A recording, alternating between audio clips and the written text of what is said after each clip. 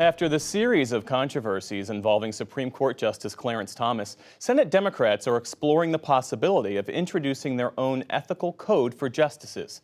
To discuss the court and other major news of the week, we turn now to the analysis of Brooks and Capehart. That's New York Times columnist David Brooks and Jonathan Capehart, associate editor for The Washington Post. It's always great to see you both. Hey, Jack.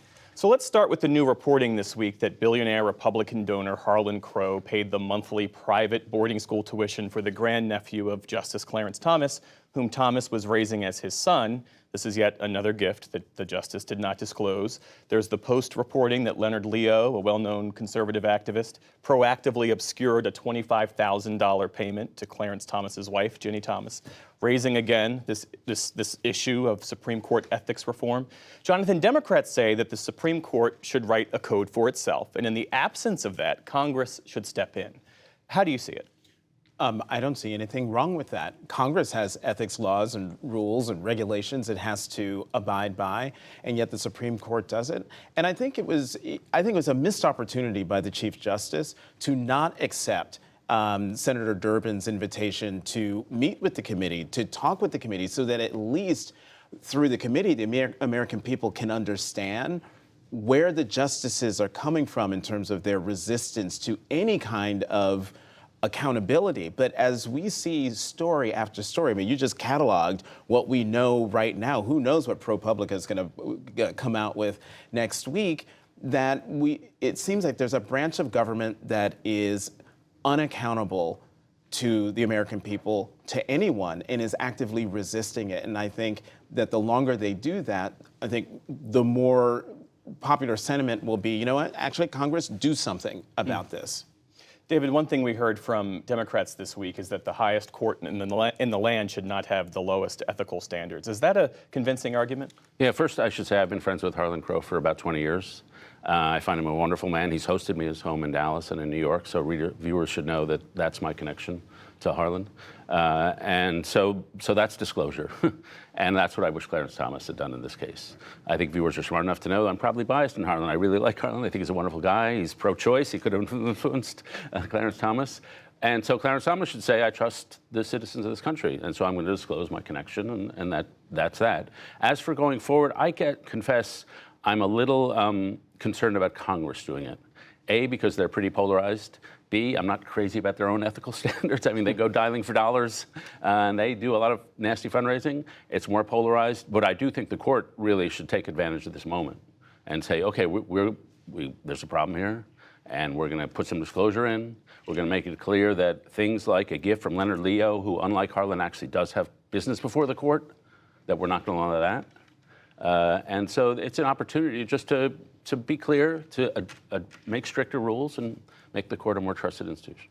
Jonathan, the Senate hearing you mentioned this past week, it made clear that a code of conduct, if Congress does act, it won't be a bipartisan congressional effort because Republicans accused Democrats of casting doubt on the court because the court hasn't been ruling in Democrats' favor. How might this play out? I'm sorry, my reaction to that, that's pretty incredible. Congress is not having this conversation because of the Dobbs ruling, not having this conversation because of, say, Shelby v. Holder or Citizens United. Congress is having this conversation because there is a Supreme Court justice who has undisclosed relationships and gifts, for lack of a better description, from someone who he's friends with. That is why we're having this conversation. This is not about a partisanship. This is about having one of the branches of government be transparent, and they're actively resisting being transparent. David, the Supreme Court's power, as written in the Federalist Papers, derives from the public's belief that the court is administering the law in an impartial manner. There was a recent NPR PBS NewsHour Marist poll that found that 62% of those polled have little to no confidence in the Supreme Court. The findings typically align with political party, but this is an historic lack of trust. How does the court repair its reputation? Well, I think they need to be proactive on this. I do think it's, in my opinion, having watched the court, not as a professional, I don't really cover the court too much, but in my view, they don't do quid pro quo. In my view, I haven't met Clarence Thomas and many of the justices, but I met a bunch. I find them remarkable people, both the ones appointed by Democrats and Republicans. And so I don't think their decisions are influenced by money and corruption. I think they're sometimes overly influenced by partisanship. And I find it disturbing that you can predict how a justice is going to vote depending on who nominated them. And so I think they've gotten too ideological. But I think the problem here is too ideological, not too corrupt. And frankly, I think the public's distrust of the institution is unmerited. We should be suspicious of all concentrated power. But I think the courts in general, up and down the system, function reasonably well. Let's talk about the debt limit debate, because we've got about a month left for lawmakers to raise the debt limit, which would keep the nation from defaulting and disrupting the global economy. President Biden is set to meet with congressional leaders next Tuesday to talk about this. He insists he will only accept a bill with no strings attached, and he's dismissing Republicans' demands for spending cuts, for concessions. Your assessment of that approach? I think the president's absolutely right. We should not be, the United States, the president should not be negotiating over the full faith and credit of the United States. What they should do when they meet, when they get into that room, they should agree right then and there will be a clean debt ceiling vote, while at the same time negotiations begin right now on a budget. The president released his budget last month.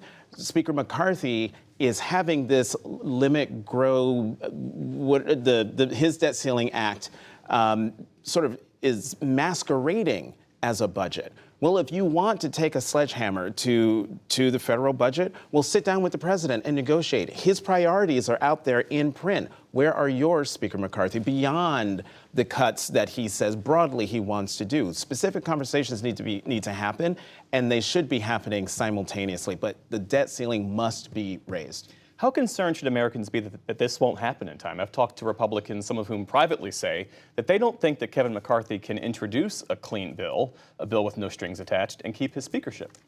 They should be concerned. I'm a little less concerned than I was a week or two ago.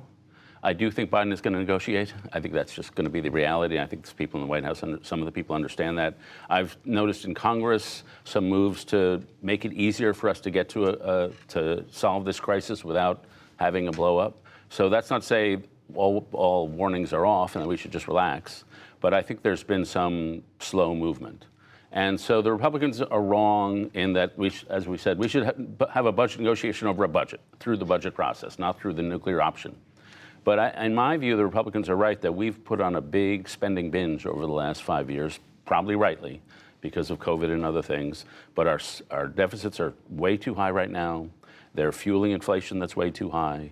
They're fueling interest payments on the debts that are way too high.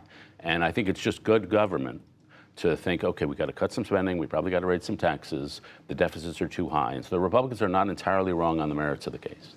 What lessons should lawmakers have learned from what happened in 2011? I mean, just the mere brinksmanship resulted in a catastrophic downgrading of the Yeah, what they should have learned is don't do this. Do not do this. Have this skirmish. Also, Republicans didn't have a problem raising the debt ceiling when Donald Trump was president, and they also didn't have a problem running up trillions of dollars in debt when Donald Trump was president. So their sudden fiscal probity, I find a little off-putting.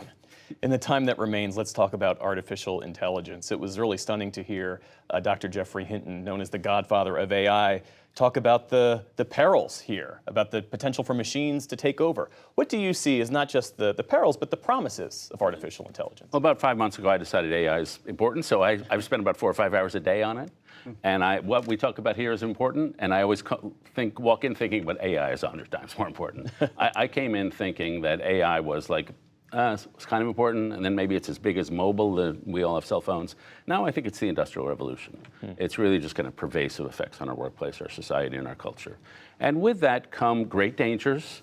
What Jeff Hinton talked about was the idea that it's going to have agency, and it's going to have its own desires, which will overrule our desires. I think we're probably a long way, but he's a lot smarter than I am, so he would probably know.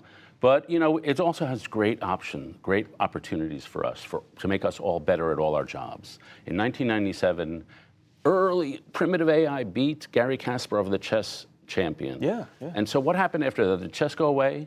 No, the chess grandmasters trained themselves on AI. And so chess grandmasters are now way better than they were before because they had this amazing tool. We're all about to have that amazing tool. And so we'll have great opportunities just to be all better at our jobs with slight peril that it will take over the earth. What about you, Jonathan? Are you concerned or excited? I'm a little of both. Listening to Mr. Henson's interview, I was thinking, isn't this how the movie Terminator started? I mean, isn't this the plot from Terminator? But look, I will take David at his word that it is a tool that we should relish using until which time it takes over the earth. All right. Jonathan Capehart and David Brooks, thanks so much. Have a great weekend. Thank you.